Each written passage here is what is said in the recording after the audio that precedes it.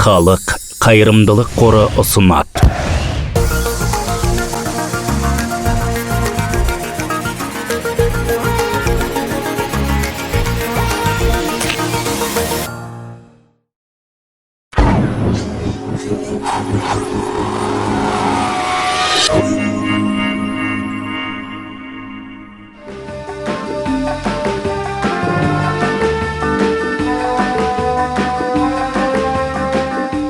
Жақында болып өткен әлем кубогын еске түсіріп, футболға байланысты бір тәжірибені көрсету жақсы болар еді деп ойладық. Және өзіңіз жасай алатын кішкене трюктен бастаңыз. Серпімді шарды осы сияқты екі беткейдің арасынан өткізу үшін бағыттауға тырысыңыз.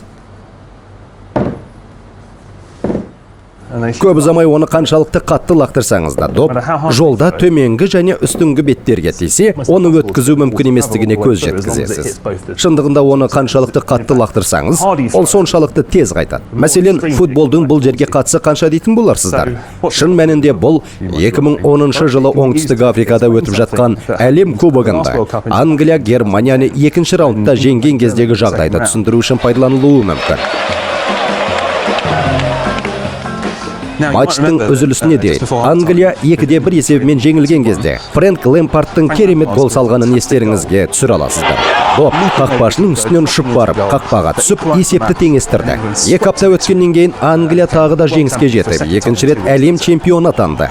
Дәлірек айтқанда, егер төреші голды негізсіз жоққа шығарғанда, бұл орын алатын еді. Дегенмен де доп қақпа сызығынан жарты метрге кірді. Бұл гол соғу техникасы мен басқалар туралы әртүрлі пікірталастарға келді. Менің ойымша, шын мәнінде, егер реферидің физикадан кішігірім білімі болса, голдың техникасына мән бермейтін еді. Сонымен не жағдай болды? Біздің білуімізше, доп маңдайшаға жол бойымен алға ғана емес, сонымен қатар жол бойымен артқа секірді. Егер доп қақпа сызығынан асатын болса, ол маңдайшаға 2 рет тиюі мүмкін. Міне ол маңдайшаға тиген кезде айналады. Егер доп тез қозғалса, онда маңдайшаға жанап тию арқылы ол айнала бастайды. Және ол секіре бастаған кезде ол оның жүрісіне қарама-қарсы бағытта айналады. Сондықтан доп кері секіріп, қайтадан маңдайшаға тиеді. Немесе басқаша айтқанда, егер доп қақпаға кірмегенде, егер ол жай ғана сызыққа қонса, ол маңдайшаға ұрмастан қайтадан секіретін еді. Осының бәрі мінсіз қорап пен серпінді шарды көрсеткен кезде анық көрінеді. Жалғыз айырмашылық мынада. Бірінші шабуыл төменгі беткейге түседі. Ол маңдайша бойынша жылжымалы соққыны алмастырады. Ал екінші жанасу доптың жерден секіруімен салыстырылады.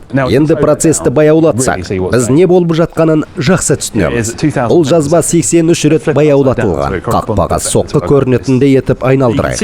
Енді сіз бірінші шабуылдан кейін доптың қаншалықты серпін беретінін көре аласыз. Оның жылдамдығы төмендейді, өйткені доптың кинетикалық энергиясы айналуға кеп соғады. Оның серпінінің көп бөлігі бет пен үйкеліс күшіне байланысты жоғалады. Кейін екінші серпілісте қақпаның ішінде жерге доптың соққысына сәйкес келетін серпіліс туындайды. Доп қайтадан перспект салады. Тағы да импульс көбірек жоғалтып, доп қайтадан ұшып кетеді.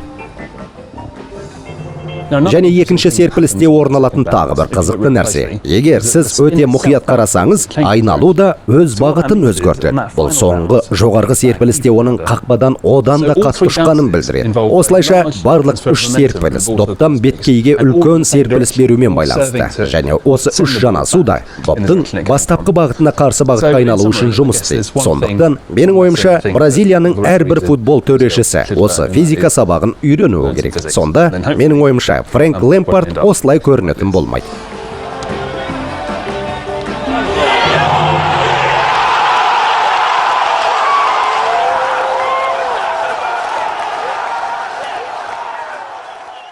Видео Халық қайырымдылық қоры қолдауымен аударылып дыбысталған.